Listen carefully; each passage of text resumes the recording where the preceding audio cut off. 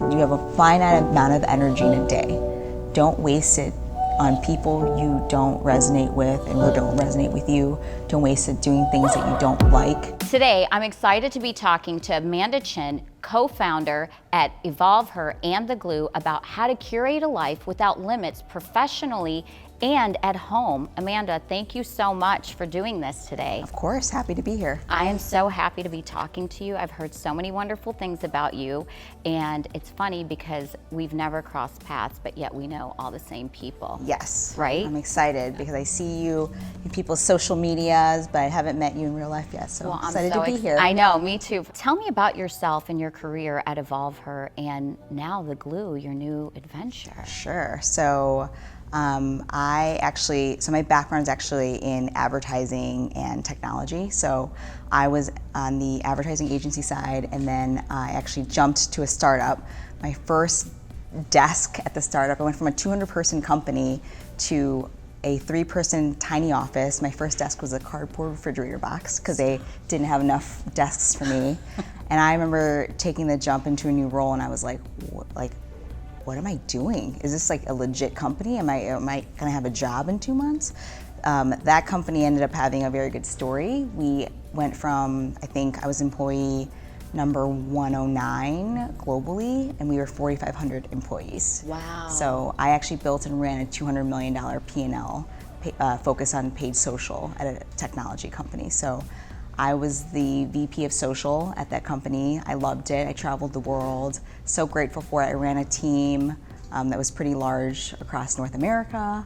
And all of it it was great, but it got to a point where I was like, is this it? Like we sprint so hard to get somewhere, and I wanted to do something more fulfilling. So I ended up jumping, and I took time off to spend time with my dad, who was having some challenges with his mental health. And during that time, I met Alicia, who is the founder of EvolveHer. And she was somebody that's similar to you. I think life just hadn't brought us together yet because she was in advertising as well. And she was like, I'm building a space for women. And I started hanging out here. I lived 300 feet down the street. And I was just helping out in the beginning. And then I started to recognize that there were so many amazing women here who were so focused on like building lives that they were able to spend time with their kids and not necessarily a corporate path. So flash forward, I became a partner in the space this year, and then January we actually bought Chicago Woman Magazine and we rebranded it The Glue, and it stands for Gather, Lead, Unite. I love that. Elaborate more on The Glue, because I know it's a website based, it's an internet-based magazine for women. Correct. So we started out initially as obviously like the historical CW magazine was a physical publication, Yeah. But we decided instead of trying to, build these spaces all over the country, why don't we take the existing spaces that exist in Kentucky or Tennessee and partner with them and pull in their communities? That's when it became a thing where we started reaching out and we're like, do you want to join kind of our alliance? So we actually have about 8 partner spaces around the country, and we pull in content from their community and their contributors in our Glue platform. And have you seen, like, I know that you're in Dallas, right? Yes. There's Dallas, was there Phoenix? Scottsdale. Have you seen, compared to Chicago, is there a difference between those like communities of women? What have you seen that's like maybe that stands out than what the Chicago women base is? Sure. I'm born and raised in Chicago, so I always have like a very, I'm like, Chicago's like ride or die, like grit and genuine energy. But the thing that's been amazing is everyone's united from this passion of moving forward women and progressing women and children. So that's kind of the common value and thread that's brought us together. And it's nothing but positive vibes. And you've seen, we've all heard the phrase, right? Empowered women empower women. Yes. How has that been in EvolveHer, the space being here? Like, how has that vibration been within this space? It's been, I would say, a physical manifestation of that phrase. I mean, I feel like in this day and age, a lot of things are overused, but this is truly the place where it's I mean, it's the only thing where it's one of the places where people come and you actually see it come to life, where women will connect with each other. We have members who are sitting at their, at their desk, and people will come over and be like, "Hey, do you need help with your business? Do you need some ideas?"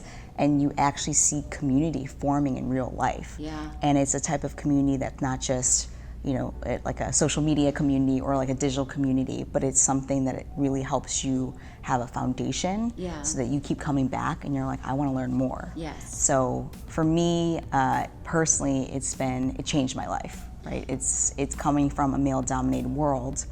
I didn't really consider myself like a girl's girl, but now I consider myself one of the women within the community that I'm learning constantly, and I'm teaching women, and it's this whole concept of full circle mentorship. One of the things that I wanted to ask you, just from hearing, and transitioning now into like hearing about our journeys and how you grew up and your family, what is one piece of advice that you would share with your younger self looking back? Oh, I have like a list of advice. I think outside of like one piece of advice is stop focused on being so perfect for everybody, trying to be everything for everybody. I think that comes from age, wisdom, insecurity, but I wanted so badly to have perfect grades, and I wanted to have perfect. And that's just not realistic. Yeah. It's okay to have people not like you, because you're not going to jive with everyone. Mm-hmm. And I think it's funny because I feel like now I'm almost the opposite end of the spectrum, where I wouldn't say I'm like closed off, but I am reserved, because I kind of like to analyze the situation, determine like how I like to proceed. The joke here at EvolveHer is I like to like lurk around the space, so you never really see me, but then I pop up all of a sudden. Because I kind of, energy, like when you have relationships with people, it's energy. So I would tell myself that, like, you have a finite amount of energy in a day. Don't waste it on people you don't resonate with or don't resonate with you. Don't waste it doing things that you don't like, unless it gets you to the thing that you love. Yeah. But just don't stop, because you don't know if you're gonna wake up tomorrow. In your own words, what does it mean to build a life without limits? To me, building a life without limits is always a few different things, but it's being afraid and doing it anyways. And if you're afraid, you have to do it, and that's courage in my mind, right? Bravery and courage. The other thing is having enough faith in yourself to know that if you really wanted to do something and you are willing to put in the work to do it, you can do it. Yeah. I mean, within limitations. I know I'll never be an NFL quarterback, Yeah. but for me, like, I think it's interesting, my personal journey was, people told me that like, you'll never leave your role, because it was such a large part of my identity.